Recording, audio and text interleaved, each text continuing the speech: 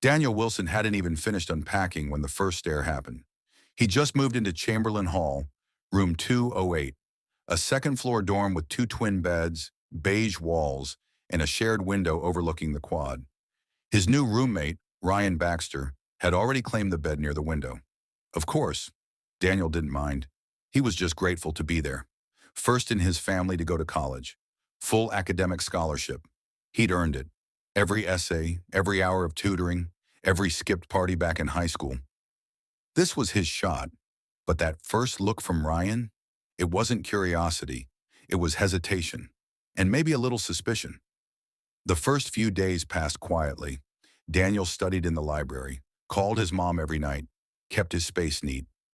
Ryan blasted EDM at 2 a.m., came home drunk, and let his friends treat the dorm like a frat lounge. Daniel didn't complain. He never gave anyone a reason to see him as that guy. The angry one. The difficult black student. He'd seen how quickly that label stuck. Then on the second Monday of the semester, Ryan's iPad went missing. It was an old model. Cracked screen. Ryan tore through the room like a tornado. "You seen it?" he asked Daniel, barely looking at him. "No," Daniel said. "Haven't touched your stuff." Ryan looked at him for a beat too long, then just muttered, "Right." That night, Daniel came back from dinner to find two campus security officers waiting at the door. "Daniel Wilson." "Yes?" "We'd like to ask you some questions about an item reported missing from this room." Daniel stood still, heart thudding. "I didn't take anything." "Mind if we look around?" He wanted to say no, but he also knew what that would sound like. So he stepped aside. They rifled through his drawers, checked his backpack, patted down his dirty laundry. They found nothing. Still, they left with tight jaws and sharp eyes. The next morning, Daniel was summoned to the Dean of Students' office. Wood paneling, diplomas on the wall. The Dean, Dr. Emily Grant, wore a tight smile and pearl earrings. "We've received a report, Daniel." "I know. I didn't take anything." She folded her hands. "There's no hard evidence, but we have to take every concern seriously, especially theft in shared housing."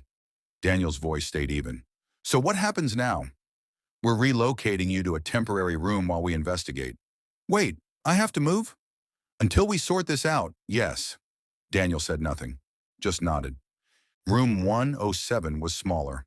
No sunlight. Smelled faintly of bleach and mildew. People stared at him in the dining hall.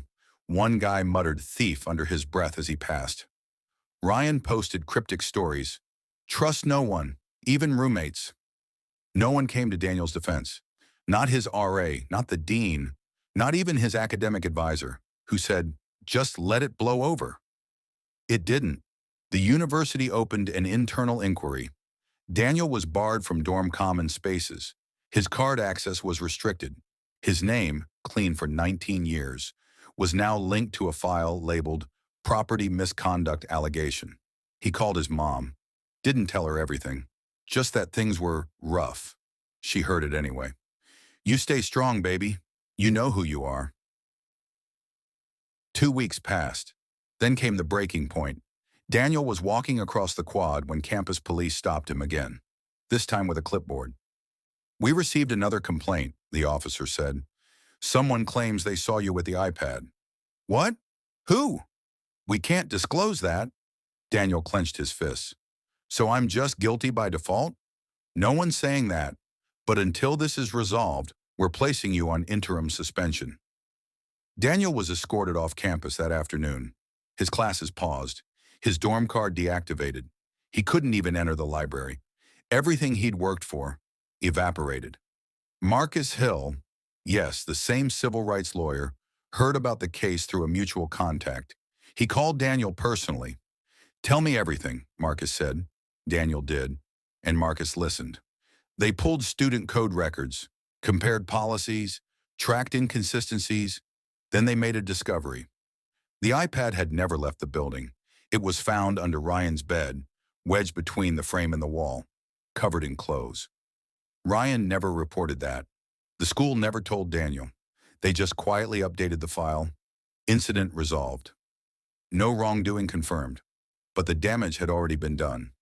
Marcus filed suit, not for theft, for defamation, negligence. discriminatory treatment under university policy. He subpoenaed the security logs, interviewed the RA, got screenshots of Ryan's posts, and emails from administrators that revealed bias.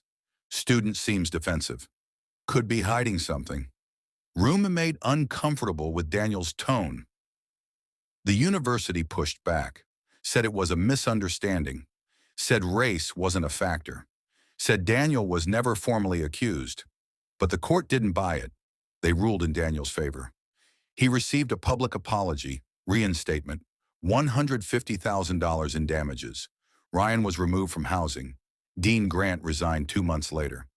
Daniel transferred schools, not because he had to, but because every hallway in Chamberlain Hall echoed with what they thought of him. He's now majoring in civil rights law, and every night before he studies, he puts on the same black hoodie they once looked at with suspicion, because this time he won't be invisible.